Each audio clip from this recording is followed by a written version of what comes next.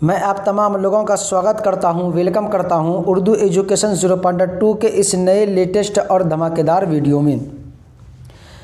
न आने की खुशी न जाने का गम, बच्चों आ गया कल आपका एग्ज़ाम, इसलिए कर दो फुटानी ख़त्म। देख लो फुल्ली मेरा वीडियो, क्योंकि इसी में से आपको कल एग्ज़ाम में देखने को मिलेगा। इसलिए हमारे वीडियो को आप मिस ना करें, हमारे वीडियो को शेयर भी कर दें आप अपने दोस्त अहबाब को। मैं कल भी कराया हूँ, आज मैं फुल बुक का जो भी ऑब्जेक्टिव सब्जेक्टिव है वो करा दूंगा। कल 10 चैप्टर कराया था, आज जितना भी है वो सारा मैं करा दूंगा। इसलिए इस वीडियो को तो मिस ना करें और अपने दोस्त अहबाब को दबाकर शेयर कर दें। चलिए करते हैं शुरू। देखिए चैप्टर नंबर है 11। क्या है बच्चों? 11, जिसका नाम है आर्यभट्ट और त्रिगना। क्या नाम है? आर्यभट्ट और त्रिगना। देखिए हिंदुस्तान के कदीम तारीख में गुप्त दौर को हिंदुस्तान का सुनहरा दौर कहा जाता है। आपको वहाँ पर ऑप्शन आएगा गुप्त दौर को क्या कहा जाता है, तो आपको बताना है कि गुप्त दौर को सुनहरा दौर कहा जाता है। गुप्त दौर को क्या कहा जाता है बच्चों? सुनहरा दौर कहा जाता है। गुप्त दौर को सुनहरा दौर कहा जाता है, इसलिए भूलना नहीं है। अगला देखिए, साइंसदां आर्यभट्ट की पैदाइश पटना के मगरिब खगोल में 476 में हुई। 476 में हुई। कहाँ हुई पैदाइश? पटना में पैदाइश हुई। मगरिब खगोल में कब हुई थी? 476 में हुई। इतना याद कर लेना है। किसकी? आर्यभट्ट की। अगला देखिए, आर्यभट्ट की वफ़ात 564 में 88 साल की उम्र में हुई। 564 में 88 साल की उम्र में हुई। किसकी वफ़ात? आर्यभट्ट की वफ़ात। अगला देखिए, इल्म रियाजी पाइथागोरस की रहनुमाई किसने की थी? तो आर्यभट्ट ने की थी। किसने की थी बच्चों? आर्यभट्ट ने की थी। अगला देखिए, आर्यभट्ट ने पटना शहर से 30 किलोमीटर दूर जुनूब मतलब क्या होता है? दक्षिण होता है। जुनूब में मसूरी के नज़दीक, किसके नज़दीक बच्चों? मसूरी के नज़दीक त्रिगना। कहाँ पर? त्रिगना में अपने तहक़ीक़ी कामों के लिए तजुर्बागाह कायम किया था। त्रिगना में अपने तहक़ीक़ी कामों के लिए तजुर्बागाह कायम किया था। अगला देखिए, तजुर्बागाह यहाँ पर देख लीजिए, तजुर्बागाह कायम किया था। अगला सवाल है, आर्यभट्ट ने त्रिगना में आर्य सिद्धांत और तंत्र लिखा था। क्या लिखा था बच्चों? आर्य सिद्धांत और तंत्र लिखा था। ये दोनों को देख लेना है। अगला देखिए, आर्यभट्ट ने अपनी तहक़ीक़ात से साबित किया कि ज़मीन गोल है। आर्यभट्ट ने अपने तहक़ीक़ात से क्या किया? साबित किया कि ज़मीन क्या है? गोल है। ज़मीन क्या है बच्चों? गोल है। यहाँ पर देखिए, अपनी तहक़ीक़ात से साबित किया कि ज़मीन क्या है बच्चों? ज़मीन गोल है। अगला देखिए, सैयारा या सितारा पर जुज़वी या मुकम्मल तौर पर पर्दा पड़ जाने को क्या कहते हैं? तो जुज़ई या मुकम्मल तौर पर थोड़ा या पूरा का पूरा पड़ जाने पर पर्दा क्या कहते हैं? ग्रहण कहते हैं। क्या कहते हैं बच्चों? ग्रहण कहते हैं। सैयारा या सितारा पर जुज़ई या मुकम्मल तौर पर पर्दा पड़ जाने को क्या कहते हैं बच्चों? ग्रहण कहते हैं। जिसको भी हाईलाइट करता हूँ उस पर तो आपका पूरे तरीके से ध्यान होनी चाहिए। अगला देखिए, ज़मीन के बाशिंदों को 2 तरह की ग्रहण से वास्ता पड़ता है। ज़मीन के ऊपर जितने भी इंसान रह रहे हैं सबको 2 तरह के ग्रहण के वास्ते पड़ते हैं। पहला क्या होता है? सूरज ग्रहण, और दूसरा क्या होता है? चांद ग्रहण। सूरज ग्रहण और चांद ग्रहण, ये दोनों से वास्ता पड़ता है बाशिंदों को, ज़मीन पर रहने वाले इंसानों को। अगला देखिए, चांद ज़मीन का तवाफ़ करता है और ज़मीन सूरज का तवाफ़ करता है। चांद जो है वह ज़मीन का चक्कर काटता है, गर्दिश करता है। तवाफ़ मतलब चक्कर काटना, गर्दिश करना, घूमना। और ज़मीन जो है वो सूरज के चक्कर काटता है और गर्दिश करता है, तवाफ़ करता है। तो चांद ज़मीन का तवाफ़ करता है और ज़मीन जो है वो सूरज का तवाफ़ करता है। इसको देख लेना है। अगला देखिए, मुकम्मल सूरज ग्रहण 100 साल की तवील मुद्दत के बाद होता है। आपको वहाँ से पूछा जाएगा कि मुकम्मल जो सूरज ग्रहण होता है कितने साल के बाद होता है? तो तवील 100 साल की मुद्दत के बाद होता है। 100 साल की तवील मुद्दत के बाद होता है। अगला देखिए, 21वीं सदी का सबसे बड़ा सूरज ग्रहण 22 जुलाई 2009 को पेश आया था। देख लेना, 21वीं सदी का सबसे बड़ा सूरज ग्रहण कब हुआ था बच्चों? 22 जुलाई 2009 को पेश आया था। अगला देखिए 13 नंबर है 2009 जैसा सूरज ग्रहण को देखने के लिए 123 साल इंतज़ार करना पड़ेगा। 2009 में जो सूरज ग्रहण हुआ था वैसा सूरज ग्रहण देखने के लिए हम लोगों को क्या करना पड़ेगा बच्चों? 123 साल का इंतज़ार करना पड़ेगा, वेट करना पड़ेगा, तभी हम देख पाएंगे। अगर हमारी ज़िंदगी रहेगी तब 123 साल का इंतज़ार। जिसको भी हाईलाइट कर रहा हूँ आपकी नज़र उस पर पूरी तरीके से होनी चाहिए। देखिए 11 चैप्टर ख़त्म हो गया है, अब शुरू करेंगे 12वां चैप्टर। फहमीदा और मंजली बेटी हमीदा की गुफ्तगू। आपको मैं जो करा रहा हूँ ये इससे ऑब्जेक्टिव भी हल हो जाएगा, सब्जेक्टिव भी हल हो जाएगा। इससे बाहर एक भी क्वेश्चन देखने को नहीं मिलेगा बुक का, क्योंकि मैं बुक का सारा निचोड़ लेकर आ गया हूँ आप लोगों के लिए। देखिए फहमीदा और मंजली बेटी हमीदा की गुफ्तगू। पहला सवाल है नाविल अतालवी ज़बान का लफ्ज़ है। किसका है बच्चों? नाविल जो है अतालवी ज़बान का लफ्ज़ है। मैं जिसको भी हाईलाइट कर रहा हूँ आप उसको ज़रूर देख लीजिएगा सही तरीके से। अगला सवाल देखिए, नाविल के बाद या नाविल के लुग़वी माना अनोखा, निराला, नया होता है। क्या होता है बच्चों? नाविल के लुग़वी माना जो होते हैं वो अनोखा होता है। दूसरा क्या है? निराला होता है। तीसरा क्या बच्चों? नया होता है। ये तीनों आपको देख लेना है। अगला सवाल देखिए, नाविल वो नसरी कहानी है जिसमें किसी ख़ास मकसद के तहत ज़िंदगी और उसके ताल्लुकात की हकीकी तर्जुमानी की जाती है। नाविल वो नसरी कहानी है। आपसे पूछ लिया जाएगा नाविल क्या है, तो नाविल वो नसरी कहानी है जिसमें किसी ख़ास मकसद के तहत ज़िंदगी और उसके ताल्लुकात की तहक़ीक़ात या हकीकी तर्जुमानी की जाती है। उसे क्या कहते हैं बच्चों? नाविल कहते हैं। अगला देखिए, नाविल मगरिबी अदब के ज़ेर असर वजूद में आया है। नाविल जो वजूद में आया है वो किससे आया है? मगरिबी अदब के ज़ेर असर आया है नाविल वजूद में। अगला सवाल देखिए, डिप्टी नज़ीर अहमद का नाविल मरतुल उरूस क्या है बच्चों? मरतुल उरूस 1869 को उर्दू का पहला नाविल करार दिया है। कब दिया गया था बच्चों? 1869 को पहला नाविल करार दिया गया था। किसका? डिप्टी नज़ीर अहमद का। कौन सा नाविल है बच्चों? मरतुल उरूस है। अगला सवाल देखो, शाद अजीम आबादी का नाविल सूरतुल ख़याल क्या है बच्चों? सूरतुल ख़याल। अल्ताफ़ हुसैन हाली का मजालिसुन निसा।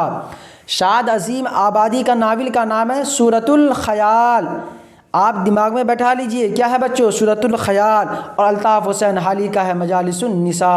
और रशीदतुन निसा का इस्लाहुन निसा बहुत मशहूर नाविल है। और रशीदतुन निसा क्या बच्चों? इस्लाहुन निसा जो है बहुत मशहूर नाविल है। अगला देखिए, ये साद अजीम का है, ये अल्ताफ़ हुसैन का है, सबका नाम दिया हुआ है। अगला देखिए, 20वीं सदी की इब्तिदा में उर्दू नाविल के नए अहद का आगाज़ हुआ था। कब हुआ था? 20वीं सदी की इब्तिदा में हुआ था।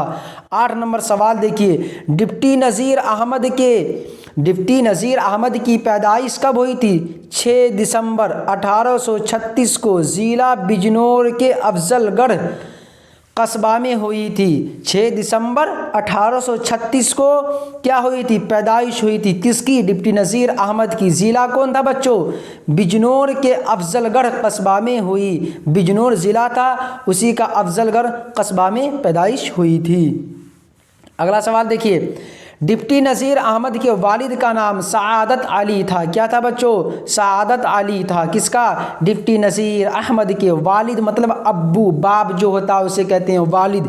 उसका नाम क्या था? सआदत अली था। अगला देखिए, डिप्टी नज़ीर अहमद ने अपने वालिद से अरबी व फ़ारसी की तालीम और मौलवी नसरुल्लाह से अरबी की मेयारी किताबों की तालीम हासिल की।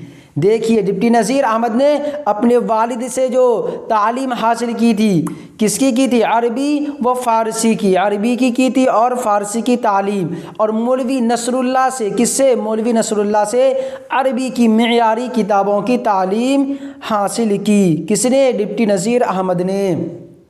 अगला देखिए, डिप्टी नज़ीर अहमद को उर्दू का अव्वली नावल निगार तस्लीम किया जाता है। सबसे पहला नावल निगार अगर किसी को तस्लीम किया जाता है उसका नाम है डिप्टी नज़ीर अहमद। भूलिएगा मत, क्या? डिप्टी नज़ीर अहमद। मैं जिसको भी हाईलाइट कर रहा हूँ आपको उस पर बेहतरीन से आपकी नज़र होनी चाहिए। देखिए चैप्टर आ गया है 13, असदुल्ला खां गालिब। क्या है बच्चों? 13वां चैप्टर है असदुल्ला खां गालिब, उसके बारे में पढ़ेंगे। गालिब ने ये ख़त अपने दोस्त करामत हुसैन करामत हमदानी को लिखा था। गालिब जो ख़त लिखा था असदुल्ला खां गालिब किसको लिखा था? अपने दोस्त का नाम क्या था बच्चों? करामत हुसैन करामत हमदानी को लिखा था। करामत हुसैन करामत हमदानी को लिखा था। किसने लिखा था? असदुल्ला खां गालिब ने। क्या लिखा था बच्चों? ख़त लिखा था। अगला सवाल देखिए, ख़त लिखने वाले को खतूत निगार या मकतूब निगार और जिसको लिखा जाए उसे मकतूब इलैह कहते हैं। जो ख़त लिखता है उसे क्या कहते हैं? जो ख़त लिखता है उसे कहते हैं खतूत निगार। क्या कहते हैं बच्चों? खतूत निगार या मकतूब निगार। मकतूब निगार भी ख़त लिखने वाले को कहते हैं और खतूत निगार भी ख़त लिखने वाले को कहते हैं। और जिसको लिखा जाए उसे क्या कहते हैं? मकतूब इलैह कहते हैं। देखिए यहाँ पर हम हाईलाइट कर देते हैं, खतूत निगार, मकतूब निगार और जिसको लिखा जाए उसे मकतूब इलैह कहते हैं। इतनी सी बात याद करनी है आप लोगों को। अगला देखिए, हिंदुस्तान में 16वीं सदी के आगाज़ में शेर शाह सूरी ने महकिमा डाक कायम किया था। शेर शाह सूरी ने महकिमा डाक कायम किया था। कौन सी सदी में बच्चे? 16वीं सदी के आगाज़ ही में, शुरू में ही महकिमा डाक कायम किया था। समझ गए आप लोग? किसने किया था? शेर शाह सूरी ने किया था। 16वीं सदी के आगाज़ में क्या? महकिमा डाक कायम किया था। इतना सा आपको दिमाग में रखना है। अगला देखिए, गालिब ने, किसने? गालिब ने 900 खतूत लिखे हैं। आपसे पूछा जाएगा कि गालिब ने कितने खतूत लिखे हैं, आपको लिखना है 900 खतूत लिखे हैं। किसने? गालिब ने 900 खतूत लिखे हैं। अगला देखिए, मिर्ज़ा असदुल्ला खां गालिब 27 दिसंबर 1797 को अपनी नानिहाल में पैदा हुए थे। मिर्ज़ा असदुल्ला खां गालिब जो थे वो कब पैदा हुए थे? 27 दिसंबर 1797 ईस्वी को पैदा हुए थे। अगर डेट पूछा जाएगा आपसे तो आपको ये लिख देना है। और पूछेगा कहाँ पैदा हुए थे, तो नानिहाल में पैदा हुए थे। कहाँ? नानिहाल में पैदा हुए थे। अगला देखिए, मिर्ज़ा गालिब के वालिद का नाम मिर्ज़ा अब्दुल्ला बेग। मिर्ज़ा गालिब के वालिद का नाम क्या था बच्चों? मिर्ज़ा अब्दुल्ला बेग था। और वालिदा का नाम क्या था? इज़्ज़तुन्निसा बेगम। क्या था? इज़्ज़तुन्निसा बेगम। नाना का नाम देखिए क्या था? नाना का नाम ख्वाजा मिर्ज़ा ग़ुलाम हुसैन, ख्वाजा मिर्ज़ा ग़ुलाम हुसैन खां था। क्या नाम था? ख्वाजा मिर्ज़ा ग़ुलाम हुसैन खां था। चाचा का नाम देखिए, चाचा का नाम था नसरुल्ला बेग। क्या था बच्चों? नसरुल्ला बेग था। और बीवी का नाम देखिए, बीवी का नाम था अमराव बेगम था। क्या था बच्चों? अमराव बेगम। सारा आ गया है। पूछेगा तो कहाँ से पूछेगा? इसी में से पूछेगा। इसलिए मैं कहता हूँ, मैं जो भी पढ़ाता हूँ वो बोर्ड एग्ज़ाम में ज़रूर फंसेगा। एक भी क्वेश्चन आपका इससे बाहर नज़र नहीं आएगा, देखने को मिलेगा ही नहीं। ये मेरी गारंटी है। आप सिर्फ ये वीडियो देख कर चले जाएं। अगर आपने पूरे साल के अंदर कुछ नहीं पढ़ा बुक का, आप सिर्फ मेरा ये दोनों वीडियो देखकर चले जाएंगे, आपका 90% क्वेश्चन हल हो जाएगा। ये मेरी गारंटी है। लेकिन आप इस वीडियो को देखकर जाएंगे तब। अगला सवाल देखिए, मिर्ज़ा गालिब के उर्दू में 2 खतूत के मजमूए। मिर्ज़ा गालिब के उर्दू में कितने खतूत हैं बच्चों? 2 खतूत के मजमूए। पहला देखिए उर्दू हिंदी, क्या है बच्चों, उर्दू हिंदी, और दूसरा है उर्दू मुअल्ला, क्या है बच्चों, उर्दू मुअल्ला के नाम से छपे हैं। पहला है उर्दू हिंदी और दूसरा है उर्दू मुअल्ला। अगला देखिए मिर्ज़ा गालिब का तखल्लुस पहले असद था, बाद में गालिब का इंतखाब किया। ये भी क्वेश्चन में पूछा जाता है कि पहले क्या तखल्लुस इस्तेमाल करते थे। तो पहला तखल्लुस क्या था बच्चों, गालिब था, गालिब तखल्लुस इस्तेमाल करते थे और बाद में क्या करने लगे, असद करने लगे। तो असद भी तखल्लुस है, गालिब भी तखल्लुस है, किसका, मिर्ज़ा साहब का। अगला सवाल देखिए गालिब का इंतखाब किया, इंतखाब मतलब चुनना। अगला देखिए मिर्ज़ा गालिब की वफ़ात 15 फरवरी 1860 को दिल्ली में हुई। कहाँ हुई बच्चों, दिल्ली में हुई थी। किसकी वफ़ात, मिर्ज़ा गालिब की वफ़ात हुई थी 15 फरवरी 1860 को दिल्ली में हुई। अगला देखिए मिर्ज़ा गालिब ने कहा मैंने मुरासला को मुकालमा बना दिया। किसने बनाया था, मिर्ज़ा गालिब ने मुरासला को मुकालमा बना दिया था। अगला सवाल देखिए गालिब ने इब्तिदाई तालीम मौलवी मुअज़्ज़म से हासिल की थी। आपसे पूछा जाएगा कि गालिब जो थे वो इब्तिदाई तालीम किससे हासिल किए थे, मौलवी मुअज़्ज़म से हासिल किए। किससे, मौलवी मुअज़्ज़म से हासिल किए। अगला सवाल देखिए मिर्ज़ा गालिब का पूरा नाम क्या था बच्चों, मिर्ज़ा गालिब का पूरा नाम था असदुल्ला खां गालिब। क्या था, मिर्ज़ा असदुल्ला खां गालिब या मिर्ज़ा नौशा लक़ब था। पूरा नाम था असदुल्ला खां गालिब और मिर्ज़ा नौशा क्या था, लक़ब था। मिर्ज़ा नौशा क्या था बच्चों, लक़ब था, इसलिए ज़रूर देख लीजिएगा। अगला चैप्टर देखिए 14वां चैप्टर है अपनी बेटी सुगरा के नाम। क्या है बच्चों, अपनी बेटी सुगरा के नाम। उसी का आप लोगों को मैं क्वेश्चन आंसर करवाऊंगा। देखिए पहला सवाल, अब्दुल गफ़ूर शहबाज ने यह ख़त अपनी बेटी सुगरा को लिखा। पूछा जाएगा कि अब्दुल गफ़ूर शहबाज ने ख़त किसको लिखा था। तो अपनी बेटी का नाम क्या था बच्चों, सुगरा को लिखा था। अपनी बेटी को लिखा था और बेटी का नाम था सुगरा। किसने लिखा था, अब्दुल गफ़ूर शहबाज ने। यहीं पर आपका 3 क्वेश्चन का आंसर हल हो गया। अगला देखिए अब्दुल गफ़ूर शहबाज का पूरा नाम क्या था, सैयद अब्दुल गफ़ूर। क्या था बच्चों, अब्दुल गफ़ूर शहबाज का पूरा नाम सैयद अब्दुल गफ़ूर और शहबाज तखल्लुस था। शहबाज क्या करता था वो, तखल्लुस। शहबाज जो था वो क्या था, तखल्लुस था। किसका, अब्दुल गफ़ूर शहबाज का।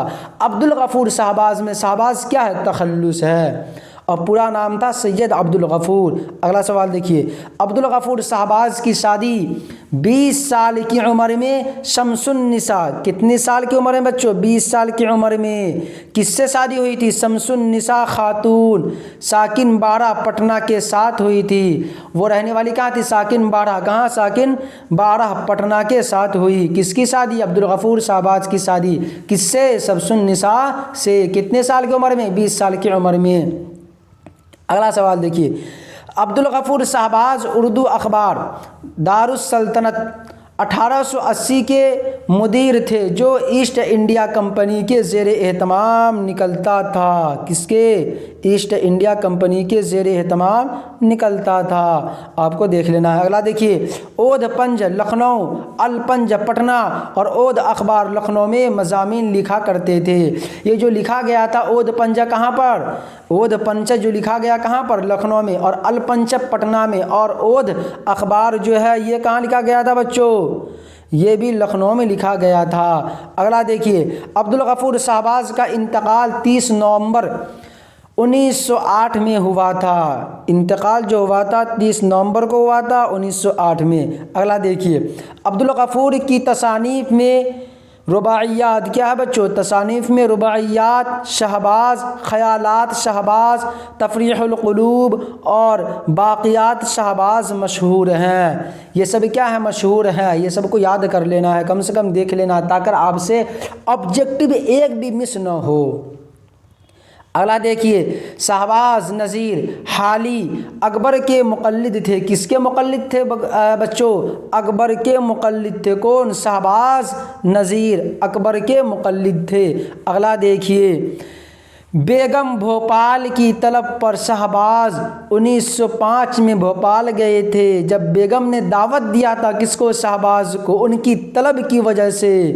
कहाँ, कब गए थे, 1905 में भोपाल गए थे। कौन, शहबाज। कौन गए थे? शहबाज। किसकी तलब पर? बेगम भोपाल की तलब पर। अगला देखिए, भोपाल पहुंचकर शहबाज नाज़िम तालीमात के ओहदे पर फाइज हुए। भोपाल जब पहुँचे तो कौन सा ओहदा मिला उसे? नाज़िम तालीमात के ओहदे पर फाइज हुए थे। कौन? शहबाज। अगला देखिए, सुगरा और बुशरा शहबाज की लड़की थी। आपसे पूछा जाएगा सुगरा और बुशरा जो थी किसकी बेटी थी? तो वह शहबाज की बेटी थी, शहबाज की लड़की थी। अगला देखिए, अब्दुल गफ़ूर शऊर अदब के अलावा साइंसी उलूम से रग़बत रखते थे। शेरो क्या है बच्चों? अब्दुल गफ़ूर शेरो अदब के अलावा साइंसी उलूम से रग़बत रखते थे। ये क्या है? शेरो। क्या है बच्चों? शेरो। अब्दुल गफ़ूर शेरो अदब के अलावा साइंसी उलूम से रग़बत रखते थे। अगला सवाल देखिए, अब्दुल गफ़ूर की 2 शादियाँ हुई। अब्दुल गफ़ूर की कितनी शादियाँ हुई थी बच्चों? आपसे सवाल पूछा जाएगा अब्दुल गफ़ूर की कितनी शादियाँ हुई थी? 2 शादियाँ हुई। एक सवाल हो गया। अगला देखिए, अब 2 शादियाँ हुई, उसका नाम क्या था? तो पहले का नाम था अशरफुन्निसा और दूसरे का नाम था शमसुन्निसा। पहली बीवी का नाम अशरफुन्निसा और दूसरी का नाम क्या था? शमसुन्निसा बेगम। आपको दिमाग में रख लेना है। चलिए अगले चैप्टर की तरफ हम लोग जाते हैं। 15वां चैप्टर है मौलवी सैयद मकबूल अहमद समदानी के नाम क्या चैप्टर का? मौलवी सैयद मकबूल अहमद समदानी के नाम। पहला सवाल देखिए, मेहदी इफ़ादी ये ख़त अपने दोस्त मौलवी सैयद मकबूल अहमद समदानी के नाम लिखे थे। मेहदी इफ़ादी ने जो ख़त लिखा था मौलवी सैयद मकबूल अहमद समदानी के नाम लिखा था। मौलवी सैयद मकबूल अहमद समदानी के नाम लिखा था। ये पहला सवाल था। अगला देखिए, मेहदी इफ़ादी का असल नाम मेहदी हसन था। मेहदी इफ़ादी का असल नाम क्या था बच्चों? मेहदी हसन था। मेहदी इफ़ादी का असल नाम मेहदी हसन था। अगला देखिए, मेहदी इफ़ादी की पैदाइश कब हुई थी? मेहदी इफ़ादी की पैदाइश जो हुई थी 1828 ईस्वी को कहाँ हुई थी? गोरखपुर में हुई थी। कब हुई थी? 1828 ईस्वी को। कहाँ हुई बच्चों? गोरखपुर में हुई। अगला सवाल देखिए, मेहदी इफ़ादी के 3 शादियाँ हुई। मेहदी इफ़ादी की कितनी शादियाँ हुई थी बच्चों? 3 शादियाँ हुई। नाम देखिए, तीसरी बेगम का नाम जो था क्या था? अजीमुन्निसा। अजीमुन्निसा था। किसका? मेहदी इफ़ादी के 3 शादियाँ हुई और तीसरी बेगम जो थी उसका नाम क्या था? अजीमुन्निसा था। जो बेगम मेहदी के नाम से मशहूर थी। अजीमुन्निसा नाम था जो बेगम मेहदी के नाम से गांव मोहल्ले में मशहूर थी। अगला देखिए, मेहदी इफ़ादी का ताल्लुक़ मुअज़्ज़ज़ शयूख़ घराने से था। मेहदी इफ़ादी जो थे उनका ताल्लुक़ जो था किस घराने से था? मुअज़्ज़ज़ शयूख़ घराने से था। अगला सवाल देखिए, तो देखिए मेहदी इफ़ादी के 3 शादियाँ हुई। तीसरी बेगम अजीमुन्निसा थी जो बेगम मेहदी के नाम से मशहूर थे। अगला सवाल देखिए, मेहदी इफ़ादी का ताल्लुक़ मुअज़्ज़ज़ शयूख़ घराने से था। मुअज़्ज़ज़ शयूख़ घराने से था। अगला सवाल देखिए, मेहदी इफ़ादी ने एक मज़मून बउनवान फ़लसफ़ा हुस्न इश्क़ यूनानियों के नुक़्ते नज़र मुरत्तब किया था। यूनानियों के नुक़्ते नज़र क्या था? मुरत्तब किया था। फ़लसफ़ा हुस्न इश्क़ यूनानियों के नुक़्ते नज़र मुरत्तब किया था। अगला सवाल देखिए, मेहदी इफ़ादी के ज़हन पर रूमानी अदबी तहरीक का असर था। ज़हन पर जो असर था किसका था? रूमानी अदबी तहरीक का असर था। किसके ज़हन पर बच्चों? मेहदी इफ़ादी के ज़हन पर। अगला सवाल देखो, मेहदी इफ़ादी उर्दू के अलावा अंग्रेज़ी में भी महारत रखते थे। मेहदी इफ़ादी उर्दू के अलावा अंग्रेज़ी में भी महारत रखते थे। अगला सवाल देखिए, मेहदी इफ़ादी के वालिद मजहबी आदमी थे। मेहदी इफ़ादी के वालिद जो थे वो मजहबी आदमी थे और पेशे के लिहाज से कोर्ट इंस्पेक्टर पुलिस थे। इसको देख लेना है। अगला सवाल देखिए, मेहदी इफ़ादी के नज़र दौरान तहरीर हुस्न इश्क़ पर रहती थी। मेहदी इफ़ादी की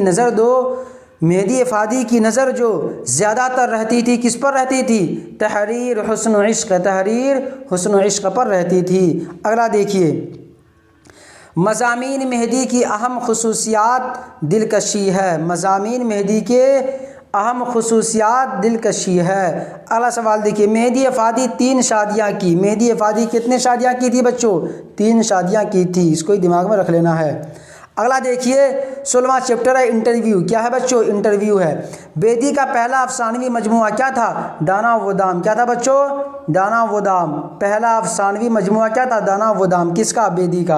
अगला देखिए, किसी ख़ास मौजू पर दो शख्स की गुफ्तगू या मुलाकात के दौरान आपसी बातचीत को क्या कहते हैं बच्चों? इंटरव्यू कहा जाता है। आपसे 2 नंबर में पूछ लिया जाएगा कि इंटरव्यू किसे कहते हैं, तो किसी ख़ास मौजू पर 2 शख्स के दरमियान जो बातचीत होती है, गुफ्तगू होती है, उसे ही क्या कहते हैं बच्चों? इंटरव्यू कहते हैं। अगला सवाल देखिए, गुफ्तगू हो, बातचीत हो, मुलाकात हो, उसे क्या कहते हैं? इंटरव्यू कहते हैं। अगला देखिए, राजेंद्र सिंह बेदी की पैदाइश 1 सितंबर 1915 को लाहौर में हुई। राजेंद्र सिंह बेदी की पैदाइश 1 सितंबर 1915 को कहाँ हुई थी बच्चों? लाहौर में हुई। अगला सवाल देखिए, इंटरव्यू सवाल व जवाब। इंटरव्यू क्या होता है? सवाल व जवाब। आप किसी सवाल करेंगे वो आपको जवाब देगा, या आपसे वो सवाल करेगा तो आप उसको जवाब देंगे, उसे ही कहते हैं इंटरव्यू। अगला सवाल देखिए, बेदी के अहम असर ख्वाजा अहमद अब्बास ने बेदी को उर्दू अफसाना का खुदा करार दिया था। अफसाना का खुदा करार दिया था। किसको? अब्बास ने बेदी को। किसको? बेदी को। किसने दिया था? अब्बास ने। अगला देखिए, बेदी का 11 नवंबर 1984 को इंतकाल हो गया। बेदी का इंतकाल जो हुआ था 11 नवंबर 1984 को इंतकाल हो गया था। अगला सवाल देखिए, बेदी का इंटरव्यू असमत चुगताई ने लिया था। आपसे पूछा जाएगा बेदी का इंटरव्यू किसने लिया था? असमत चुगताई ने लिया था। किसने लिया था बच्चों? बेदी ने लिया था। किसका इंटरव्यू? असमत चुगताई का। या इससे इस तरह पूछा जा सकता है, असमत चुगताई इंटरव्यू किसको दिए थे? तो बेदी को दिए थे। और लिया किसने था? बेदी ने लिया था। अगला सवाल देखिए, बेदी का इंटरव्यू 6 जुलाई 1984 में लिया गया था। बेदी का इंटरव्यू 6 जुलाई 1984 में लिया गया था। और बेदी का इंटरव्यू किसने लिया था? असमत चुगताई ने लिया था। किसने लिया था बच्चों? असमत चुगताई ने लिया था। अगला सवाल देखिए, कब लिया था? 6 जुलाई 1984 में लिया गया था। अगला सवाल देखिए, राजेंद्र सिंह बेदी एक अफसाना निगार थे। राजेंद्र सिंह बेदी क्या थे बच्चों? एक अफसाना निगार थे। अगला सवाल देख लो आप लोग, एक अफसाना निगार थे। अगला सवाल देख लो, राजेंद्र सिंह बेदी 1984 में स्टेशन डायरेक्टर के ओहदे पर फाइज थे। कब? 1984 में थे। किस चीज़ के? स्टेशन डायरेक्टर के ओहदे पर क्या थे बच्चों? फाइज थे। अगला सवाल देखिए, बेदी ने अपने अफसाने का मवाद समाज के मुतवस्सित तबके से लिया था। किससे लिया था बच्चों? समाज के मुतवस्सित तबके से लिया था। मुतवस्सित तबके से लिया था। अगला सवाल देखिए, बेदी का ये interview all India radio Mumbai के लिए सदा बन गया था। बेदी का इंटरव्यू जो ऑल इंडिया रेडियो मुंबई के लिए सदा बन गया था, आवाज़ बन गया था। किसका इंटरव्यू बच्चों? बेदी का इंटरव्यू। अगला सवाल देखिए 13 नंबर, नाविल एक चार मेली सी के मुसन्निफ राजेंद्र सिंह बेदी थे। नाविल एक 4 मेली सी के मुसन्निफ कौन थे? राजेंद्र सिंह बेदी थे। अगला सवाल देखिए, कयास। अगला सवाल है, फैयाज़ रफ़ात का ताल्लुक़ ऑल इंडिया रेडियो के शोबे से था। फैयाज़ रफ़ात का ताल्लुक़ ऑल इंडिया रेडियो के शोबे से था। अगला सवाल देखिए, जिलानी बानो का नाविल ईवान गज़ल है। जिलानी बानो का नाविल कौन है बच्चों? ईवान गज़ल है। 16 नंबर सवाल देखिए, बेदी के एक ड्रामा का नाम 7 खेल है। बेदी के एक ड्रामे का नाम क्या है बच्चों? 7 खेल है। ये सबको दिमाग में रख लेना है। चलते हैं अब अगले चैप्टर की तरफ। 17वां चैप्टर है जिसका नाम है मनाज़िर कुदरत या फितरत। मनाज़िर कुदरत या फितरत। देखिए, जिसको लिखने वाले चकबस्त, जिसके बारे में बात करेंगे चकबस्त। देखिए, चकबस्त का पूरा नाम क्या था? पंडित ब्रज नारायण। चकबस्त का पूरा नाम क्या था बच्चों? पंडित ब्रज नारायण। और चकबस्त तखल्लुस करते थे।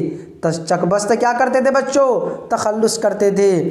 चकबस्त की पैदाइश 1882 को फैज़ाबाद में यूपी में हुई। किसकी? चकबस्त की पैदाइश 1882 को। अगला देखिए, चकबस्त ने 1905 में बीए और 1908 में क्या किया था? बीए। 1908 में वकालत का इम्तिहान पास किया। 1908 में वकालत का इम्तिहान क्या किया बच्चों, पास किया। अगला सवाल देखिए, चकबस्त का इंतकाल 1926 में रायबरेली में हुआ। चकबस्त का इंतकाल 1926 में रायबरेली में हुआ था। 1926 में रायबरेली में हुआ था। अगला सवाल देखिए, चकबस्त का इंतकाल दिमाग पर फालिज की वजह से हुआ था। चकबस्त की मृत्यु जो हो गई थी, इंतकाल जो हो गया था, दुनिया से मुंतकिल जो हो गया था, किस वजह से हुआ था? दिमाग पर फालिज की वजह से, दिमाग पर फालिज की वजह से उसका इंतकाल हो गया था। अगला सवाल देखिए, चकबस्त की आखिरी रसूम लखनऊ में अदा की गई थी। चकबस्त की आखिरी रसूम कहाँ अदा की गई थी बच्चों? लखनऊ में अदा की गई थी। अगला सवाल देखिए, चकबस्त ने सिर्फ 9 से 10 साल की उम्र में गज़ल कहना शुरू कर दिया था। चकबस्त ने सिर्फ 9 से 10 साल की उम्र में गज़ल कहना शुरू कर दिया था। 9 से 10 साल की उम्र में। अगला सवाल देखिए, चकबस्त आतिश गालिब और अनीस के शागिर्द थे। चकबस्त जो थे आतिश गालिब और अनीस के शागिर्द थे, तालिब इल्म थे। अगला सवाल देखिए, आतिश गालिब और अनीस के क्या थे? शागिर्द थे। अगला सवाल देखिए, नज़्म मनाज़िर फ़ितरत में देहरादून शहर की मंजर कशी की गई थी। नज़्म मनाज़िर फ़ितरत में किसकी मंजर कशी की गई है बच्चों? देहरादून शहर की मंजर कशी की गई है। अगला सवाल देखिए, चकबस्त का आबाई वतन कहाँ था बच्चों? चकबस्त का आबाई वतन लखनऊ था। कहाँ था? लखनऊ था।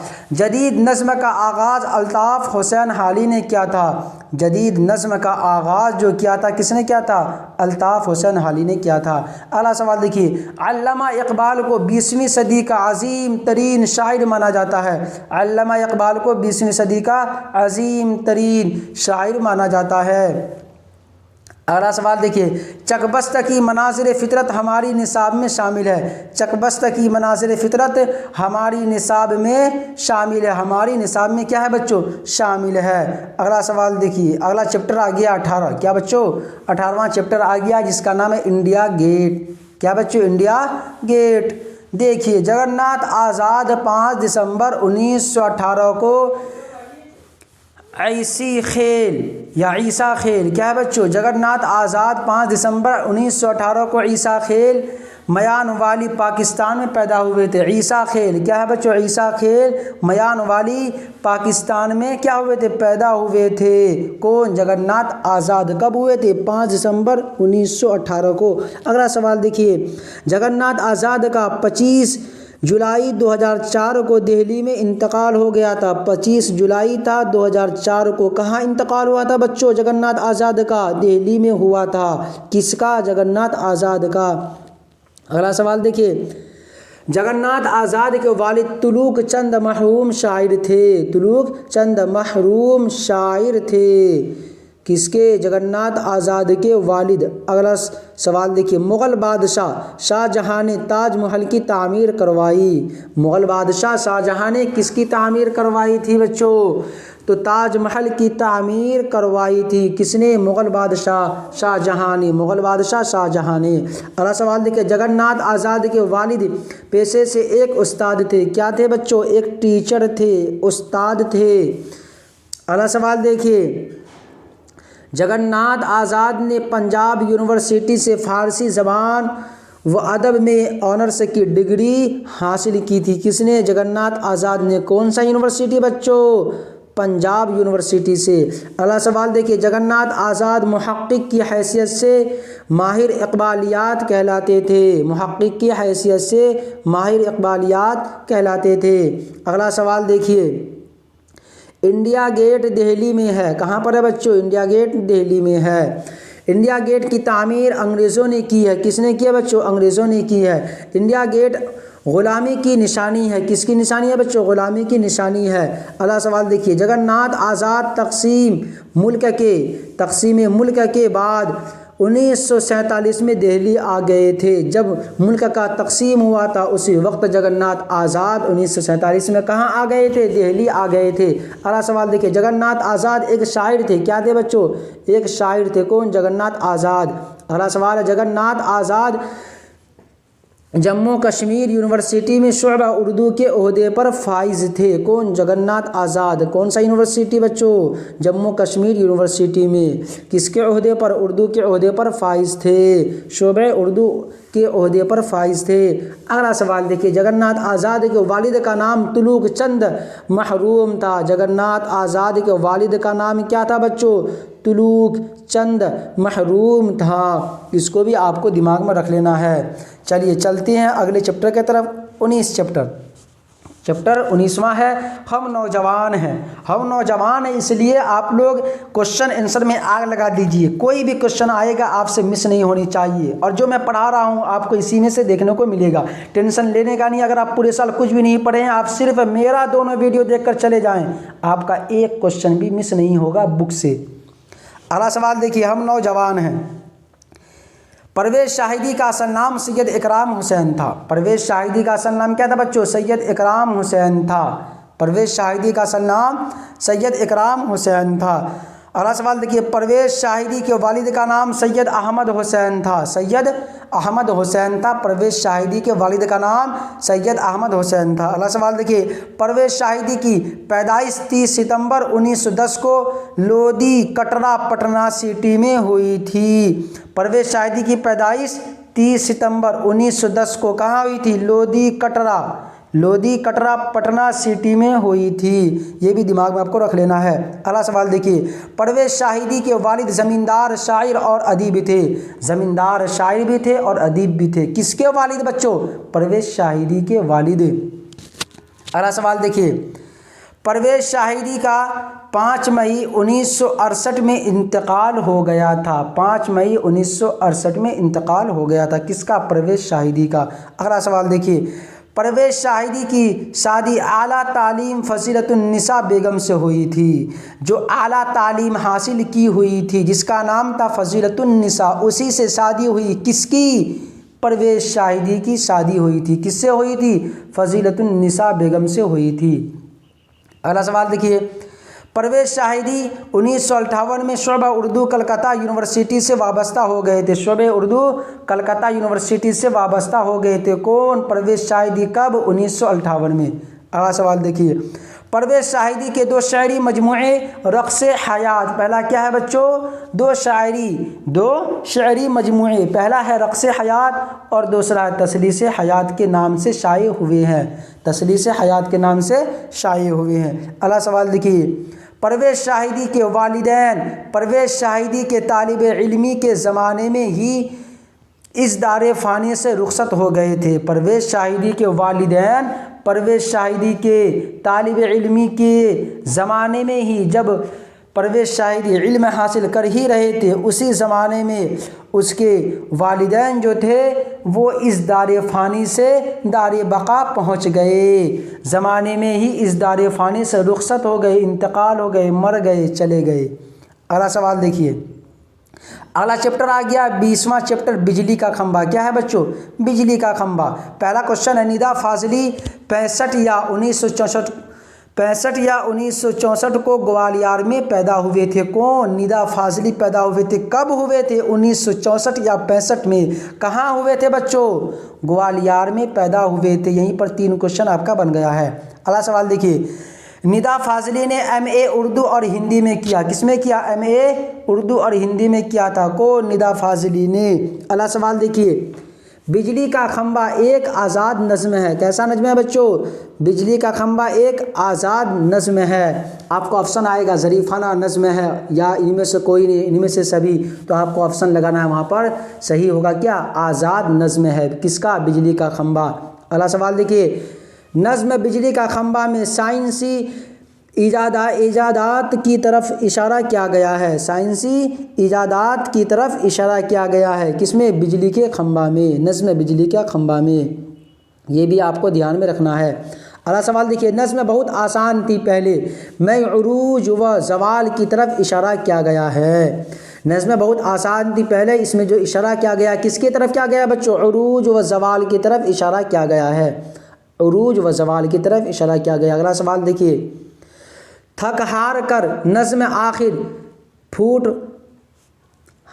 फुटपाथ पर जाकर सो जाती है। थक हार कर नज़्म आखिर कहाँ जाकर सो जाती है? फुटपाथ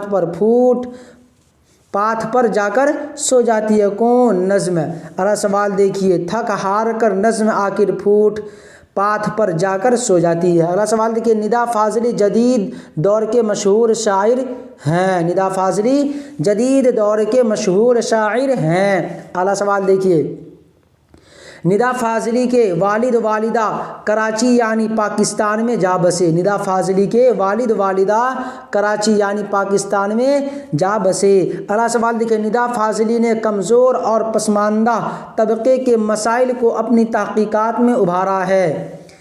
कमज़ोर और पसमानदा तबके के मसाइल को अपनी तहकीकात, जो तहकीकात करते थे उसमें क्या किया, उभारा, उजागर किया। किसने? निदा फाजली ने उभारा, उजागर किया। कैसे लोगों के? पसमानदा तबके के लोगों के मसाइल को उभारा, उजागर किया। किसने? निदा फाजली ने। अगला सवाल देखिए, निदा फाजली को साहित्य अकेडमी अवार्ड, शकहर सामान गालिब अवार्ड और खुसरू अवार्ड से नवाजा गया है। शकहर सामान गालिब अवार्ड, इसको भी याद कर लेना है। साहित्य अकेडमी अवार्ड, इसको याद कर लेना है। और तीसरा है खुसरू अवार्ड से नवाजा गया। कौन? निदा फाजली को। किसको? निदा फाजली को। अगला सवाल देखिए, निदा फाजली का ताल्लुक़ फ़िल्मी सनअत से था। निदा फाजली का ताल्लुक़ किससे था बच्चों? फ़िल्मी सनअत से था। अगला सवाल देखिए, निदा फाजली के 6 शायरी मजमूए हैं। नंबर 1 देखिए, मुलाकातें। निदा फाजली के 6 शायरी मजमूए हैं। पहला है मुलाकातें, दूसरा है तनकीद। पहला है मुलाकातें, दूसरा है दीवार के बाहर। क्या है बच्चों? पहला है मुलाकातें, दूसरा दीवार के बाहर, और तीसरा है दीवारों के बीच। क्या है? दीवारों के बीच। और चौथा है चेहरे। क्या है? चेहरे। और पांचवा क्या है? दुनिया मेरे आगे। दुनिया मेरे आगे वगैरह शामिल हैं। वगैरह शामिल हैं। अगला देखिए, निदा फाजली ने USA, UAE, Germany, Bangladesh, Pakistan, England वगैरह की अदबियों की रहनुमाई की। किसने? निदा फाजली ने USA, UAE, Germany, Bangladesh, Pakistan, England वगैरह की अदबियों, जो अदब के लोग थे उनकी क्या की? रहनुमाई की। किसने? निदा फाजली ने USA, UAE, Germany, Bangladesh, Pakistan, England वगैरह की रहनुमाई की। अगला सवाल देखिए, अगला चैप्टर आ गया है 22वां चैप्टर है सैयद मोहम्मद जाफ़री। सैयद मोहम्मद जाफ़री। देखिए, सैयद मोहम्मद जाफ़री 1905 को लाहौर में पैदा हुए। कहाँ हुए बच्चों? 1905 को कहाँ पैदा हुए थे? लाहौर में पैदा हुए थे। किसको? सैयद मोहम्मद जाफ़री। सैयद मोहम्मद जाफ़री के वालिद का नाम सैयद मोहम्मद अली जाफ़री था। सैयद मोहम्मद जाफ़री के वालिद का नाम सैयद मोहम्मद अली जाफ़री था। अगला सवाल देखिए, शोखिए तहरीर सैयद मोहम्मद जाफ़री की मज़ाहिया शायरी का मजमुआ है। शोखिए तहरीर, ये भी आपको देख लेना है। अगला सवाल देखिए, सैयद मोहम्मद जाफ़री का इंतकाल 7 जनवरी 1976 में हुआ था। सैयद मोहम्मद जाफ़री का इंतकाल 7 जनवरी 1976 में हुआ था। सैयद मोहम्मद जाफ़री ने फ़ारसी और अंग्रेज़ी में एमए किया था। फ़ारसी और अंग्रेज़ी में क्या किया था बच्चों? एमए किया था। कौन किया था? सैयद मोहम्मद जाफ़री ने। नज़्म खरा डिनर में मगरबी तहज़ीब पर तनकीद किया गया है। मगरबी तहज़ीब जो उसी पर तनकीद किया गया। किसमें? नज़्म खरा डिनर में। अगला सवाल देखिए, सैयद मोहम्मद जाफ़री मुहक्किमा इत्तलाआत के ओहदे पर फाइज थे। अगला सवाल देखिए, खरा डिनर को बोफे डिनर भी कहा जाता है। खरा डिनर को बोफे डिनर भी कहा जाता है। अगला सवाल देखिए, सैयद मोहम्मद जाफ़री की तालीम फूफीज़ाद भाई से मोहम्मद अब्दुल्ला रिज़वी के ज़ेरे साया हुई। फूफीज़ाद भाई सैयद मोहम्मद अब्दुल्ला रिज़वी के ज़ेरे साया हुई। किसकी तालीम बच्चों? सैयद मोहम्मद जाफ़री की तालीम। अगला सवाल देखिए, सैयद मोहम्मद जाफ़री का असल नाम क्या था? सैयद मोहम्मद जाफ़री ही है। सैयद मोहम्मद जाफ़री का असल नाम सैयद मोहम्मद जाफ़री है। अगला सवाल देखिए, अगला चैप्टर आ गया है 23वां चैप्टर आरिफ की मौत पर।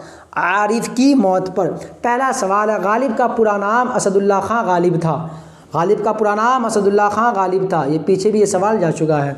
अगला सवाल देखिए, मिर्ज़ा गालिब ने ये नज़्म अपने रिश्ते भांजे ज़ैनुल आबिदीन खां आरिफ की मौत पर कही। ज़ैनुल आबिदीन खां आरिफ की मौत पर कही थी। ये नज़्म कौन? मिर्ज़ा गालिब ने। अगला सवाल देखिए, मिर्ज़ा गालिब की परवरिश चचा नसरुल्लाह बेग ने की। चचा नसरुल्लाह बेग ने की थी। किसकी परवरिश? मिर्ज़ा गालिब की परवरिश। अगला सवाल देखिए, मिर्ज़ा गालिब के वालिद का नाम मिर्ज़ा अब्दुल्ला बेग था। मिर्ज़ा गालिब के वालिद का नाम मिर्ज़ा अब्दुल्ला बेग था। गालिब शायरी में पहले असद तखल्लुस करते थे, असद तखल्लुस करते थे और बाद में गालिब तखल्लुस करते थे। अगला सवाल देखिए, गालिब के आबाओ अजदाद ईरान से हिंदुस्तान आए थे। गालिब के आबाओ अजदाद कहाँ से? ईरान से हिंदुस्तान आए थे। गालिब के आबाओ अजदाद ईरान से कहाँ आए थे बच्चों? हिंदुस्तान आए थे। अगला सवाल देखिए, गालिब की पैदाइश 1797 में हुई। 1797 में किसकी पैदाइश? गालिब की पैदाइश हुई। अगला सवाल है, गालिब की वफ़ात 1869 में हुई। 1869 में हुई गालिब की वफ़ात। गालिब का पूरा नाम असदुल्ला खां और मिर्ज़ा नौशाह लक़ब था। गालिब का पूरा नाम असदुल्ला खां और मिर्ज़ा नौशाह लक़ब था। मिर्ज़ा नौशाह लक़ब था। चैप्टर 24वां देखिए, ज़हर इश्क़ लिखने वाले शौक़ लखनवी। ज़हर इश्क़ लिखने वाले शौक़ लखनवी, मुसन्निफ़ शौक़ लखनवी, लेखक शौक़ लखनवी। देखिए सवाल, शौक़ लखनवी का असल नाम तसद्दुक़ हुसैन ख़ां था। शौक़ लखनवी का असल नाम तसद्दुक़ हुसैन ख़ां था। और शौक़ तखल्लुस क्या करते थे? और शौक़ तखल्लुस क्या करते थे? शौक़ लखनवी 1783 को लखनऊ में पैदा हुए। शौक़ लखनवी 1783 को लखनऊ में पैदा हुए थे।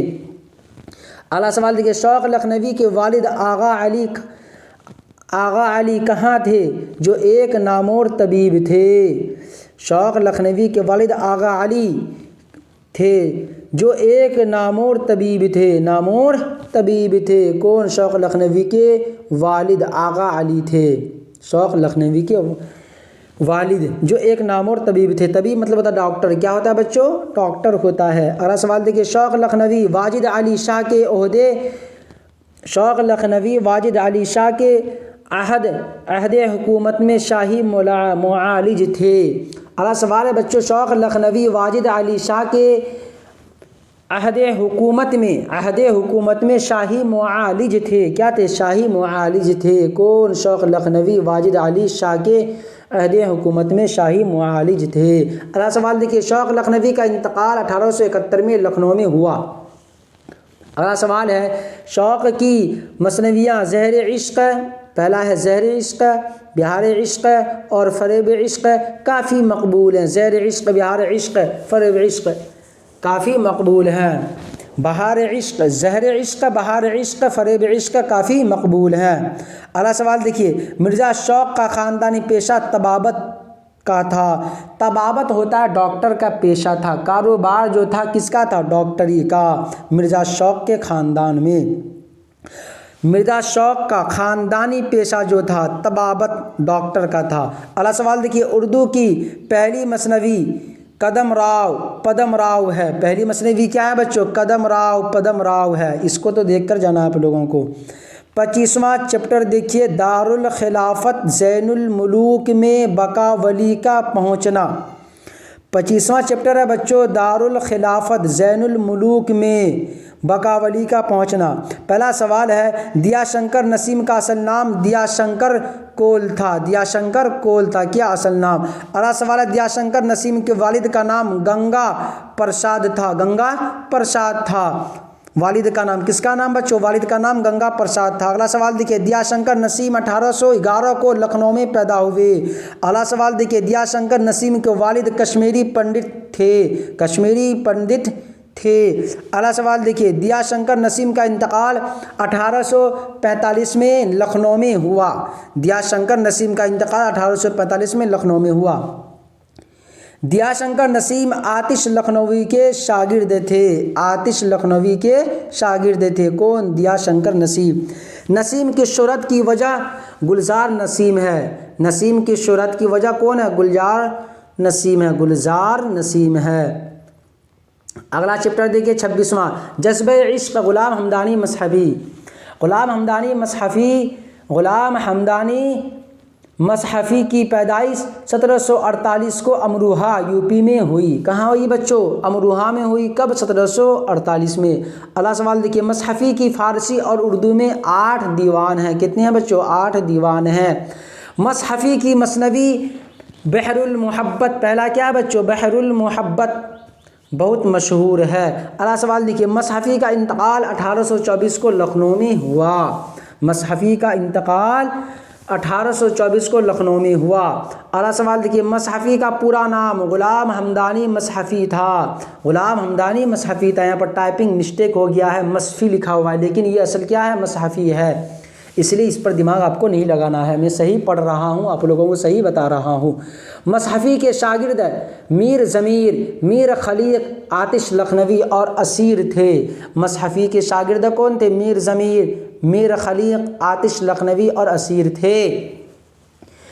17वां क्वेश्चन देखिए, 7वां क्वेश्चन, मसहफ़ी की मसनवियाँ सर्दी, अजवाइन, गरीब खाना, मसहफ़ी, मोदी खाना और खटमल नामा वग़ैरह ख़ास तौर से काबिल ज़िक्र हैं। सर्दी, अजवाइन, गरीब खाना मसहफ़ी, मोदी खाना और खटमल नामा वग़ैरह ख़ास तौर से क्या हैं? काबिल ज़िक्र हैं। अगला सवाल है, ग़ुलाम हमदानी मसहफ़ी तखल्लुस करते थे। ग़ुलाम हमदानी मसहफ़ी तखल्लुस करते थे। क्या ग़ुलाम हमदानी मसहफ़ी जो करते थे क्या करते थे बच्चों? तखल्लुस करते थे। मसहफ़ी तखल्लुस करते थे। अगला सवाल है, डॉक्टर मुबारक अज़ीम आबादी फ़िदा हुसैन वामिक़ के बेटे थे, जिनका ताल्लुक़ बाबा फ़रीद गंज शकर की औलाद से था। डॉक्टर मुबारक अज़ीम आबादी फ़िदा हुसैन वामिक़ के बेटे थे, जिनका ताल्लुक़ बाबा फ़रीद गंज शकर की औलाद से था। अगला सवाल देखिए, मुबारक अज़ीम आबादी की पैदाइश 21 अप्रैल 1869 को ताजपुर ज़िला दरभंगा में हुई। ताजपुर ज़िला दरभंगा में हुई। अगला सवाल देखिए, मुबारक अज़ीम आबादी का इंतकाल 12 दिसंबर 1958 को पटना में हुई। 12 दिसंबर 1958 को कहाँ हुई? पटना में हुई। मुबारक अज़ीम आबादी की किताबें मीज़ानुत्तब, उसके बाद है तबुल कबीर, मीज़ानुत्तब, तबुल कबीर। अगला सवाल है, अगला है जलवे दाग, मीज़ानुत्तब, तबुल कबीर और जलवे दाग हैं। मुबारक अज़ीम आबादी उर्दू में दाग दहलवी और फ़ारसी में हकीम अब्दुल हमीद के शागिर्द थे। मुबारक अज़ीम आबादी उर्दू में दाग दहलवी और फ़ारसी में हकीम अब्दुल हमीद के शागिर्द थे। मुबारक अज़ीम आबादी ने एक बार हैदराबाद दक्कन का सफ़र किया था। हैदराबाद दक्कन का सफ़र किया था। अगला सवाल देखिए, हुकूमत हिंद ने मुबारक अज़ीम आबादी की अदबी कारगुजारियों का एतराफ़ करते हुए 100 रुपये माहवार या माहनामा वजीफ़ा मुकर्रर कर दिया था। हुकूमत हिंद ने मुबारक अज़ीम आबादी की अदबी कारगुजारियों का एतराफ़ करते हुए कितने रुपये? 100 रुपये माहनामा वजीफ़ा मुकर्रर कर दिया था। किसके लिए? मुबारक अज़ीम आबादी के लिए।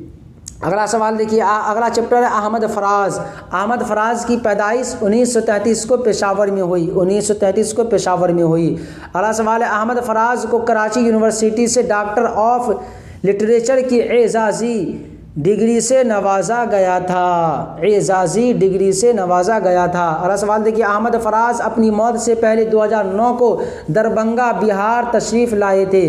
दरभंगा बिहार तशरीफ़ लाए थे।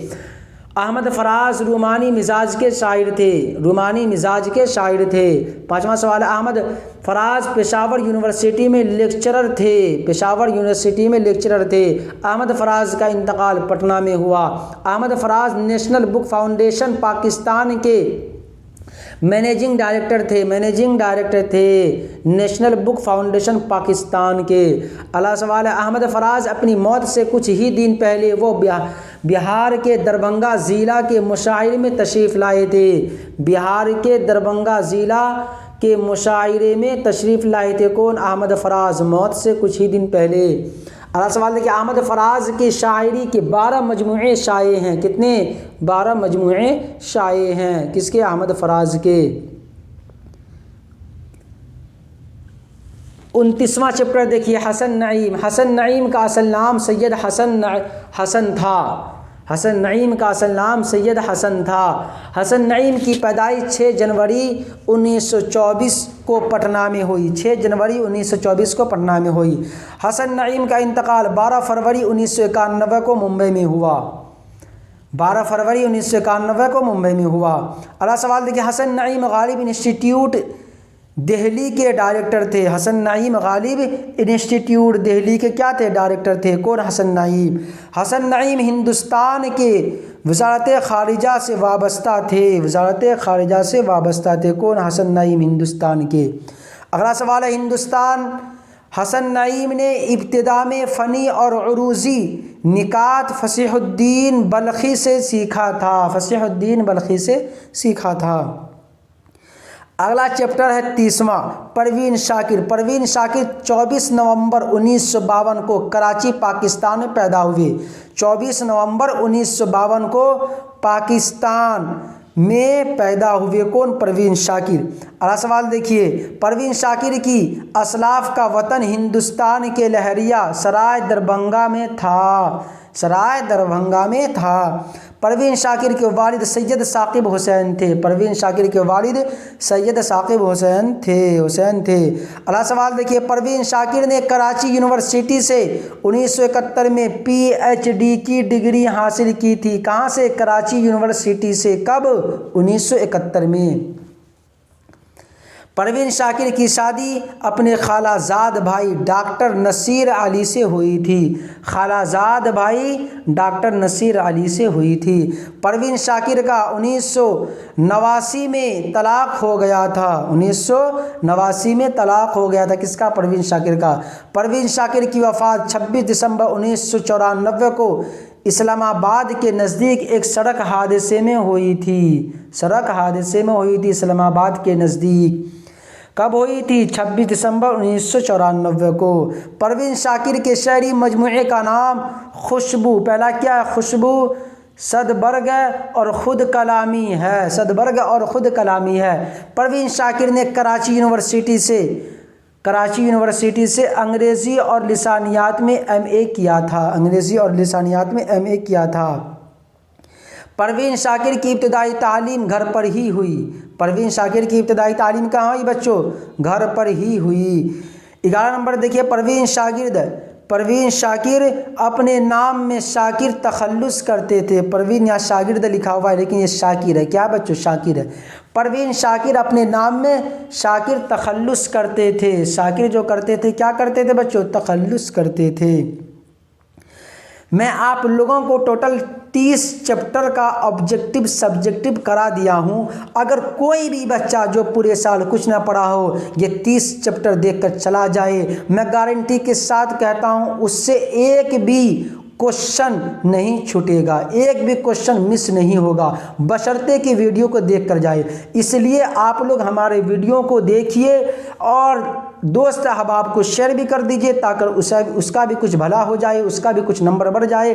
ज़रूर देखिएगा पूरा वीडियो, क्योंकि अगर आप आज देखकर चले जाएंगे आपके दिमाग में बात रहेगी और जब आप कल एग्ज़ाम देने के लिए बैठेंगे तो आपको खुद ब खुद वहाँ पर समझ में आ जाएगी कि मैं वहाँ पर फलाना चीज़ पढ़ा हूँ। चलिए मिलते हैं दूसरे वीडियो के साथ। खुदा हाफिज़।